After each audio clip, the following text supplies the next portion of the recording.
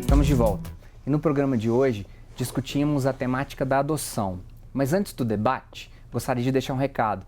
A campanha dos devotos de Nossa Senhora da Piedade comemora 8 anos na próxima sexta-feira, dia 29, no Santuário Nossa Senhora da Piedade. A programação inclui celebração da Eucaristia, presidida por Dom Valmor, shows de cantores católicos, palestras e adoração ao Santíssimo.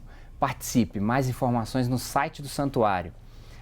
Célia, quando falávamos daquela problemática que aconteceu em Belo Horizonte, houve também uma de repercussão nacional de famílias do interior do Nordeste que estavam tendo as crianças adotadas por uma frequência incomum por famílias abastadas do interior de São Paulo.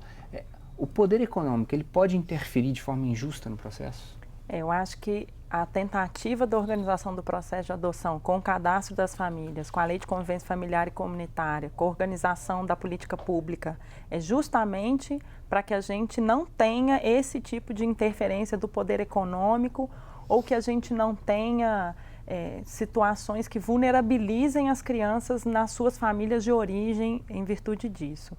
A gente tem que lembrar que assim, a temática da adoção é uma temática muito bonita, a gente tem que discutir, porque a gente precisa fomentar essa discussão da solidariedade, da fraternidade, do amor, do compromisso da sociedade com as crianças e os adolescentes, mas a gente não pode esquecer que essas mesmas crianças são vítimas de uma série de violências, de uma série de violações de direito. O tráfico de pessoas é uma delas. Então, acho que a gente tem que fazer uma discussão de adoção e tem que entender que os procedimentos legais, eles não são para retardar o processo ou para dificultar o processo. Eles são para proteger as nossas crianças de um problema que pode acontecer na origem, né, das famílias de origem, como foi o caso, por exemplo, né, que isso aconteceu muito no interior do Nordeste. As crianças eram retiradas de casa. A gente tem histórias que ainda acontecem de crianças que são vendidas, né? A família vende porque acha que ela vai vir para cá e uma família melhor vai tomar conta dela. E aí você não sabe quem são esses intermediários e você não sabe qual que é o preparo que essa família do lado de lá tem. Elas podem estar repletas de boa vontade e também vão ser vulnerabilizadas e fragilizadas nesse processo, né? Assim, então, eu acho que a gente não pode esquecer isso, a gente tem que lembrar que a adoção, ela vem coroar um processo na vida dessas crianças, elas vêm trazer na vida dessas crianças a oportunidade delas integrarem uma família, delas terem todo esse direito de serem amadas, de pertencimento, eu pertenço a essa família e essas são as pessoas que me amam, né? Saindo aí de uma situação de vulnerabilidade. Então, acho que esse que é um grande dificultador, né? A gente tem que devia ser um facilitador, na verdade. A gente precisa entender que o processo de adoção, ele não é para dificultar o acesso. Né? Quando a gente vê os números, tem tantas crianças no abrigo, tantas famílias ainda esperando. Isso. Mas isso não é para dificultar o acesso. Isso é para garantir que todo mundo tenha a mesma oportunidade, que a todas as nossas crianças seja dada a mesma oportunidade de serem amadas, de pertencerem a uma família. Silvana, dentro da população de crianças a serem adotadas, né? As crianças mais velhas, os menores infratores, são populações mais difíceis? Como que funciona isso? As crianças com algum tipo de deficiência, com algum tipo de necessidade especial, como que funciona esse processo? Na verdade, existe, a grande maioria está na fila da adoção por uma questão da infertilidade, então tem sempre a idealização do bebê, do cuidado, né? As pessoas também, aí eu entendo que é uma compreensão equivocada, eles acreditam que o fato de ser um bebê, uma criança, ela pode ser moldada, né? Como se a gente tivesse todo o controle sobre essa situação, o que não ocorre. Então eles têm muito receio que a criança traga na sua consanguinidade uma herança negativa dessa família, ou porque dependência química, ou transgressão, né, crime e tal. Então, isso é muito difícil. Então, cada vez mais as pessoas, elas sempre, a grande maioria expressa o desejo de receber um bebê.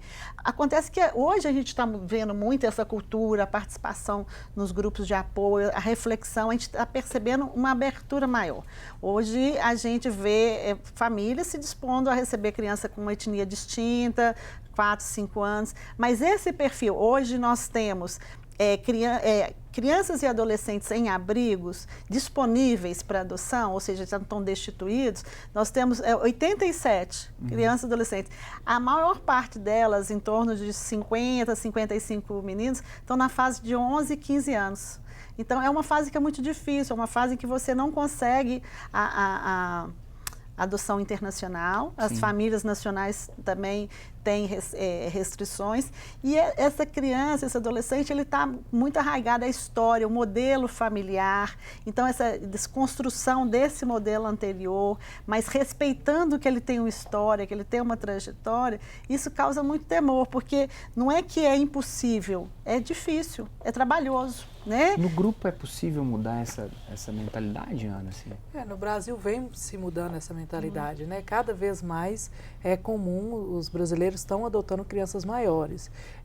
Eu vou falar da minha realidade de grupo, mas quando fala que tem uma criança de 6 anos, 7 anos, a gente fala, vamos conseguir família para elas, né? Porque existe um trabalho que chama busca ativa. Sim. É um trabalho que é feito em parceria com os judiciários, que são a favor disso, então o juiz está de acordo, né? Porque existe o Cadastro Nacional de Adoção, mas ele não funciona de forma plena. Ele foi e é um grande avanço, mas tem muito ainda que avançar. Então, ele tem uma dificuldade de localizar esses pais a nível nacional. E os grupos, eles, principalmente hoje com as redes sociais, com essas facilidades, a gente tem contato com todos, com os mais de 124 grupos no Brasil. Então, em Santa Luzia, tem uma criança, por exemplo, dois meninos, irmãos, gêmeos, 8 anos. Eles estão disponíveis para adoção, mas no município não tem. As técnicas não conseguem visualizar no Brasil quem estaria com esse perfil. Então, pede-se essa parceria com os grupos de apoio e a gente consegue famílias, né, que estão habilitadas, famílias que passaram por todo o processo. Não é qualquer pessoa que, não, eu quero pegar. Não, tem que estar habilitado. Né? A ideia do grupo, a ideia do abrigo, Silvana, esse abrigo é aonde? O abrigo, às vezes a gente fica pensando um imaginário, né, assim, da tortura, um imaginário de várias camas e os meninos num lugar que acorda, seriado, moedor de carne, The Wall, aquela coisa toda.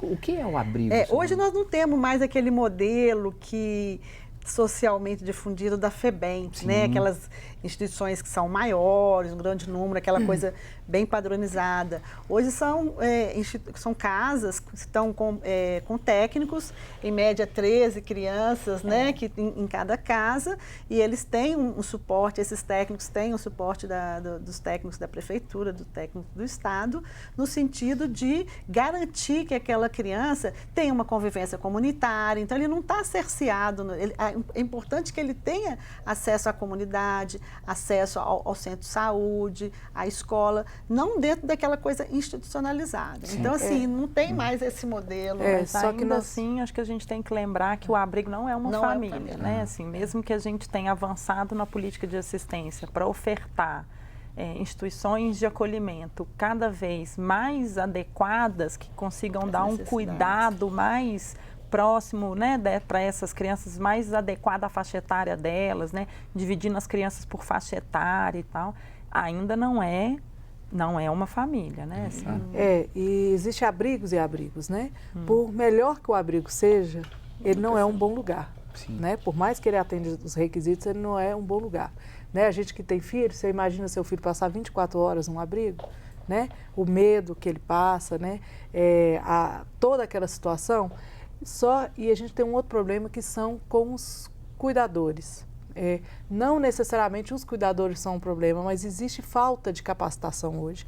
Não existe uma capacitação, não existe recurso para os abrigos. Os abrigos recebem mal, né? E não consegue ter uma equipe adequada para atender essas crianças, não consegue ter uma equipe adequada para capacitar esses educadores, que são pessoas comuns, né, de nível médio, tal, que vão cuidar das crianças. Então, cada um cuida do jeito que acha que é melhor. E muitas acham, tá aqui, tá pegando boi, tá reclamando de quê? Tem comida, tem onde dormir, antes estava na rua, antes estava jogado, tá achando o quê? Então, a gente vê muitas situações que não são adequadas e que vitimizam mais ainda essas crianças, mas por falta de investimento mesmo, poder público. Célia, Ana, Silvana, obrigado por atenderem o convite da Rede Catedral.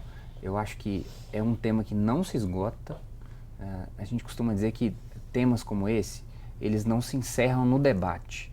As famílias que nos assistem precisam de continuar com essa conversa em casa, em especial do que a gente disse aqui, a função, o papel e não a questão objetal dessa criança. Moldar, temos tantas belas histórias, eu estou pensando aqui, Roberto Carlos Ramos, né, o contador de história, célebre em Belo Horizonte.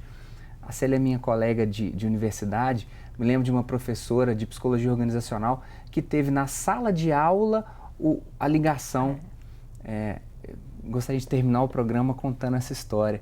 Ela perdeu a cor, ela empalideceu, ela segurou na mesa e pediu licença para nós alunos e disse assim, uma notícia que, eu até arrepio, uma notícia que a gente estava esperando há muito tempo na minha família aconteceu. Ela ainda pediu assim, eu posso interromper a aula para ir lá buscar a criança que eu estava esperando? A cena é linda, emociona, acho que todo mundo. O Horizonte Debate termina por aqui e eu gostaria muito que você continuasse com essa história, com essa conversa aí na sua casa. Acesse o site do Horizonte Debate e da TV Horizonte e sugira temas para o programa. Obrigado pela sua companhia, estenda esse debate na sua casa e até a próxima semana. Tchau!